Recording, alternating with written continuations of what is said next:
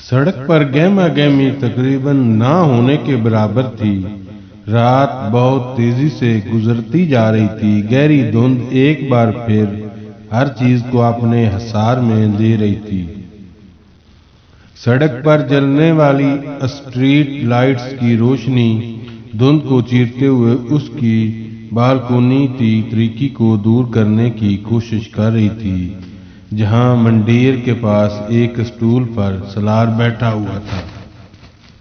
منڈیر پر اس کے سامنے کافی کا ایک مگ پڑا ہوا تھا، جس میں سے اٹھنے والی گرم بھاپ دھند کے پس منظر میں عجیب سی شکلیں بنانے میں مصروف تھی، اور وہ سینے پر دونوں ہاتھ لپیٹے یکٹک نیچے سنسان سڑک کو دیکھ رہا تھا، جو دھند کے اس غلاف میں بہت عجیب نظر آ رہی تھی۔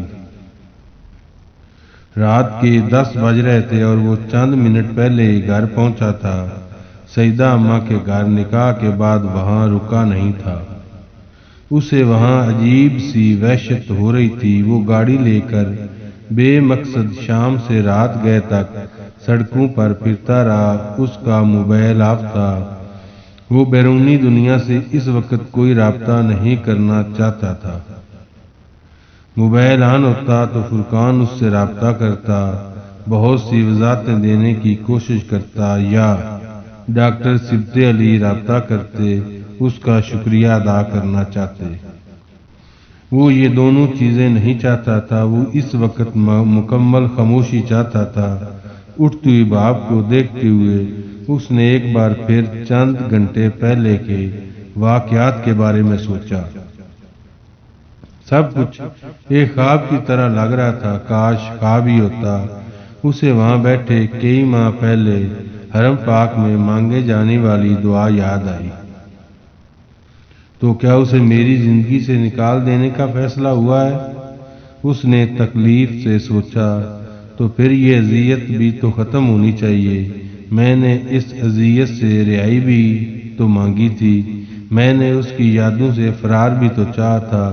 اس نے منڈیر پر رکھا گرم کافی کا کپ اپنے سرد ہاتھوں میں تھام لیا۔ تو امامہ ہاشم، بالآخر تم میری زندگی سے ہمیشہ کے لیے نکل گئی۔ اس نے کافی کی تلخی اپنے اندر اتاری۔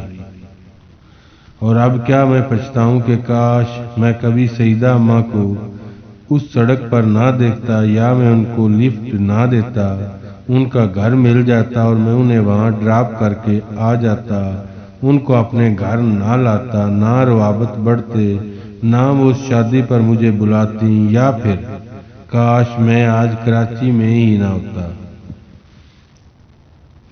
یہاں ہوتا ہی نہ، یا میں موبائل آف کر کے سوتا، فون کا ریسیور رکھ دیتا، فرقان کی کال ریسیو ہی نہ کر پاتا۔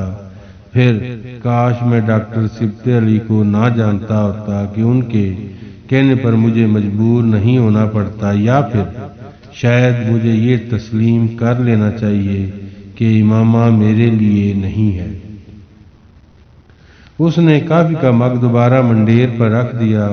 اس نے دونوں ہاتھوں میں اپنے چہرے پر پھیرے، پھر جیسے کوئی خیال آنے پر اپنا والٹ نکال لیا۔ والٹ کی ایک جیب سے اس نے ایک طے شدہ کاغذ نکال کر کھول لیا۔ ڈیئر انکل سکندر، مجھے آپ کے بیٹے کی موت پر بہت افسوس ہوا۔ چند سال پہلے میری وجہ سے آپ کو بہت تکلیف اٹھانی پڑی۔ میں اس کے لیے معذرت خواہ ہوں۔ مجھے سالار کو کچھ رقم ادا کرنی تھی، وہ اب میں آپ کو بھیج رہی ہوں۔ خدا حافظ، امامہ ہاشم۔ اس نے 9 ماہ میں کتنی بار اس کاغذ کو پڑھا تھا اسے یاد نہیں تھا۔ اس کاغذ کو چھوتے ہوئے اسے اس کاغذ میں امامہ کا لمس محسوس ہوتا، اس کے ہاتھ سے لکھا ہوا اپنا نام، کاغذ پر تحریر۔ ان چند جملوں کے لیے اس کے لیے اپنائیت نہیں تھی۔ منڈیر پر کافی کا مگ سرد ہو چکا تھا۔ سالار نے ٹھنڈی کافی کے باقی مگ کو اپنے گھونٹ میں اندر انڈیل لیا۔ ڈاکٹر سبت علی ایک ہفتے تک لندن سے واپس پاکستان پہنچ رہے تھے اور اسے ان کا انتظار تھا۔ امامہ ہاشم کے بارے میں جو کچھ وہ اتنے سالوں سے انہیں نہیں بتا سکا تھا وہ انہیں بتانا چاہتا تھا۔ اب اپنے ماضی کے بارے میں وہ کچھ جو انہیں نہیں بتا پایا تھا وہ اب ان سے کہہ دینا چاہتا تھا۔ اسے اب پرواہ نہیں تھی کہ وہ اس بارے میں کیا سوچیں گے۔ رمضان کی 4 تاریخ تھی جب ڈاکٹر سبت علی واپس آ گئے۔ وہ رات کو کافی دیر سے آئے تھے اور سالار نے اس وقت انہیں ڈسٹرب کرنا مناسب نہیں سمجھا۔ وہ رات کو ان کے پاس پہلے کی طرح جانا چاہتا تھا مگر دوپہر کو خلاف توقع بینک میں ان کا فون آ گیا۔ سالار کے نکاح کے بعد یہ ان سے اس کا تیسرا رابطہ تھا۔ وہ کچھ دیر اس کا حال احوال دریافت کرتے رہے، پھر انہوں نے اس سے کہا، سالار آپ آج رات کو نہ آئیں، شام کو آ جائیں، افطاری میرے ساتھ کریں۔ ٹھیک ہے میں آ جاؤں گا، سالار نے حامی بھرتے ہوئے کہا۔ کچھ دیر ان کے درمیان مزید گفتگو ہوتی رہی، پھر ڈاکٹر سبت علی نے فون بند کر دیا۔ وہ اس دن بینک سے کچھ جلدی نکل آیا۔ اپنے فلیٹ پر کپڑے تبدیل کرنے کے بعد وہ جب ان کے ہاں پہنچا، اس وقت افطاری میں 1 گھنٹہ باقی تھا۔ ڈاکٹر سبت علی کا ملازم اسے اجتماع والے بیرونی کمرے کی بجائے سیدھا اندر لاؤنج میں لے آیا تھا۔ ڈاکٹر سبت علی نے بڑی گرم جوشی کے ساتھ اس سے بلغ گیر ہونے کے بعد بڑی محبت کے ساتھ اس کا ماتھا چوما۔ پہلے آپ ایک دوست کی حیثیت سے یہاں آتے تھے، آج آپ گھر کے ایک فرد بن کر یہاں آئے۔ وہ جانتا تھا ان کا اشارہ کس طرف ہے۔ آئیے بیٹھیے۔ وہ اسے بیٹھنے کا اشارہ کرتے ہوئے خود دوسرے صوفہ پر بیٹھ گئے۔ بہت مبارک ہو، اب تو آپ بھی گھر والے ہو گئے ہیں۔ سالار نے خاموش نظروں اور پھیکی مسکراہٹ کے ساتھ انہیں دیکھا۔ وہ مسکرا رہے تھے۔ میں بہت خوش ہوں کہ آپ کی شادی آمنہ سے ہوئی ہے۔ وہ میرے لیے میری چوتھی بیٹی کی طرح ہے اور اس رشتے سے آپ بھی میرے داماد ہیں۔ سالار نے نظریں جھکا لیں۔ اس کی زندگی میں امامہ ہاشم کا باب نہ لکھا ہوا ہوتا تو شاید ان کے منہ سے یہ جملہ سن کر وہ اپنے آپ پر فخر کرتا، مگر سارا فرق امامہ ہاشم تھی۔ سارا فرق وہی ایک لڑکی پیدا کر رہی تھی، وہ جو تھی اور نہیں تھی۔ ڈاکٹر سبت علی کچھ دیر اسے دیکھتے رہے، پھر انہوں نے کہا، آپ اتنے سالوں سے میرے پاس آ رہے ہیں، آپ نے کبھی مجھے یہ نہیں بتایا کہ آپ نکاح کر چکے ہیں، تب بھی نہیں جب 1-2 بار آپ سے شادی کا ذکر ہوا۔ سالار نے سر اٹھا کر انہیں دیکھا۔ میں آپ کو بتانا چاہتا تھا مگر وہ بات کرتے کرتے چپ ہو گیا۔ سب کچھ اتنا عجیب تھا کہ میں آپ کو کیا بتاتا۔ اس نے دل میں کہا، کب ہوا تھا آپ کا نکاح؟ ڈاکٹر سبت علی دھیمے لہجے میں پوچھ رہے تھے۔ 8.5 سال پہلے، تب میں 21 سال کا تھا، اس نے کسی شکست خوردہ معمول کی طرح کہا۔ پھر وہ آہستہ آہستہ انہیں سب کچھ بتاتا گیا۔ ڈاکٹر سبت علی نے اسے ایک بار بھی نہیں ٹوکا تھا۔ اس کے خاموش ہونے کے بعد بھی بہت دیر تک وہ چپ رہے تھے۔ بہت دیر بعد انہوں نے اس سے کہا، آمنہ بہت اچھی لڑکی ہے اور وہ خوش قسمت ہے کہ اسے ایک صالح مرد ملا ہے۔ ان کی بات سالار کو ایک چابک کی طرح لگی۔ صالح؟ میں صالح مرد نہیں ہوں ڈاکٹر صاحب، میں تو اسفل السافلین ہوں۔ آپ مجھے جانتے ہیں تو میرے لیے یہ کبھی یہ لفظ استعمال نہ کرتے، نہ اس لڑکی کے لیے میرا انتخاب کرتے جسے آپ اپنی بیٹی کی طرح سمجھتے ہیں۔ ہم سب اپنی زندگی کے کسی نہ کسی مرحلے پر زمانہ جاہلیت سے ضرور گزرتے ہیں، بعد گزر جاتے ہیں، بعد ساری زندگی اسی زمانے میں گزار دیتے ہیں۔ آپ اس میں سے گزر چکے ہیں۔ آپ کا پچھتاوا بتا رہا ہے کہ آپ گزر چکے ہیں۔ میں آپ کو پچھتاوے سے روکوں گا، نہ توبہ اور دعا سے۔ آپ پر فرض ہے کہ آپ اپنی ساری زندگی یہ کریں، مگر اس کے ساتھ ساتھ یہ شکر بھی ادا کریں کہ آپ نفس کی تمام بیماریوں سے چھٹکارا پا چکے ہیں۔ اگر دنیا آپ کو اپنی طرف نہیں کھینچتی اگر اللہ کے خوف سے آپ کی آنکھوں میں آنسو آ جاتے ہیں، اگر دوزخ کا تصور آپ کو ڈراتا ہے، اگر آپ اللہ کی عبادت اسی طرح کرتے ہیں جس طرح کرنی چاہیے، اگر نیکی آپ کو اپنی طرف راغب کرتی ہے اور برائی سے آپ رک جاتے ہیں، تو پھر آپ صالح ہیں۔ کچھ صالح ہوتے ہیں، کچھ صالح بنتے ہیں۔ صالح ہونا خوش قسمتی کی بات ہے، صالح بننا دو دھاری تلوار پر چلنے کے برابر ہے۔ اس میں زیادہ وقت لگتا ہے، اس میں زیادہ تکلیف سہنی پڑتی ہے۔ میں اب بھی یہی کہتا ہوں کہ آپ صالح ہیں کیونکہ آپ صالح بنے ہیں۔ اللہ آپ سے بڑے کام لے گا۔ سالار کی آنکھوں میں نمی آ گئی۔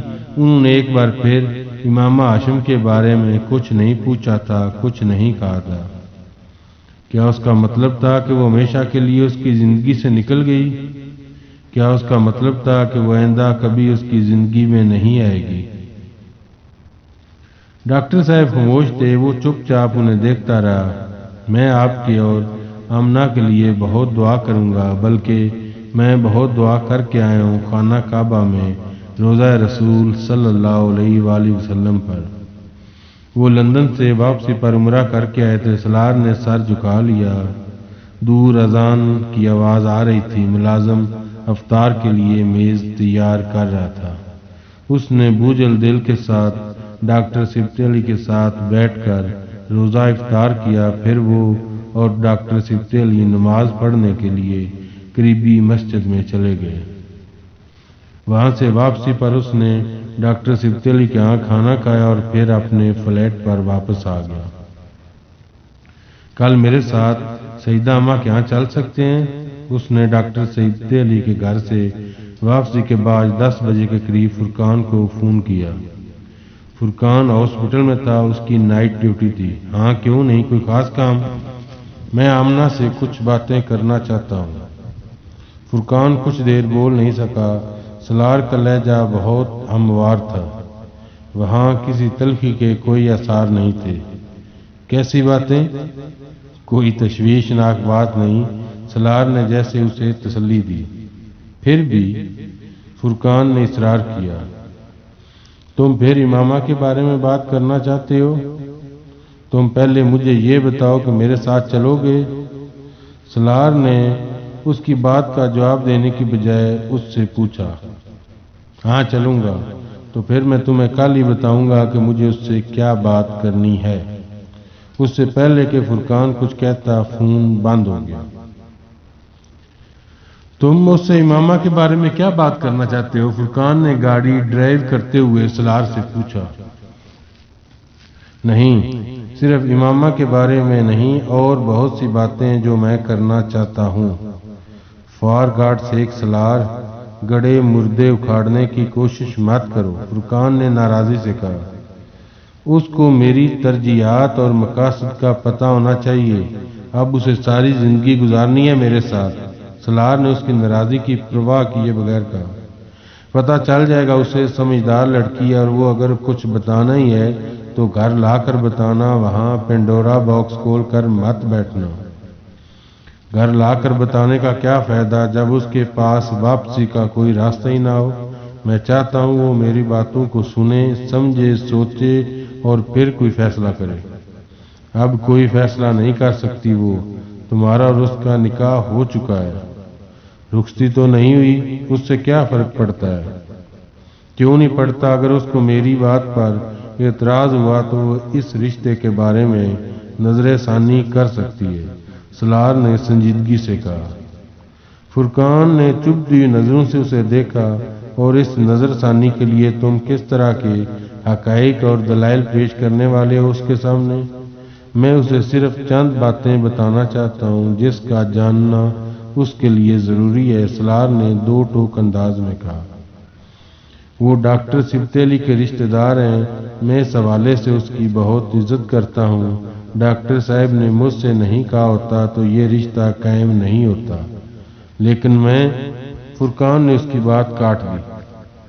ٹھیک ہے، تم مجھ سے جو کہنا کہہ لینا، لیکن امامہ کے ذکر کو ذرا کم ہی رکھنا، کیونکہ اگر وہ کسی بات سے ہرٹ ہوئی تو وہ یہی بات ہوگی۔ باقی چیزوں کی پرواہ وہ شاید نہ کرے۔ آفٹر آل دوسری بیوی ہونا یا کہلانا آسان نہیں ہوتا۔ فرقان نے اسے سمجھانے کی کوشش کی، اور میں چاہتا ہوں وہ یہ بات محسوس کرے، سوچے اس کے بارے میں۔ ابھی تو کچھ بھی نہیں بگڑا، تم کہتے ہو وہ خوبصورت ہے، پڑھی لکھی ہے، اچھی فیملی سے تعلق ہے اس کا۔ فرقان نے ایک بار پھر اس کی بات کاٹی۔ ختم کرو اس موضوع کو سالار، تم کو اس سے جو کہنا ہے، اسے جو سمجھانا ہے جا کر کہہ لینا، میں اس سے اکیلے میں بات کرنا چاہتا ہوں۔ سالار نے کہا، میں سیدہ اماں سے کہہ دوں گا، وہ تمہیں اکیلے میں اس سے بات کروا دیں گی۔ فرقان نے اس کی بات پر سر ہلاتے ہوئے کہا۔ وہ آدھ گھنٹہ میں سیدہ اماں کے یہاں پہنچ گئے۔ دروازہ سیدہ اماں نے کھولا تھا اور سالار اور فرقان کو دیکھ کر وہ جیسے خوشی سے بے حال ہو گئی۔ وہ ان دونوں کو اسی بیٹھک نما کمرے میں لے گئیں۔ سیدہ اماں، سالار آمنہ سے تنہائی میں کچھ باتیں کرنا چاہتا ہے۔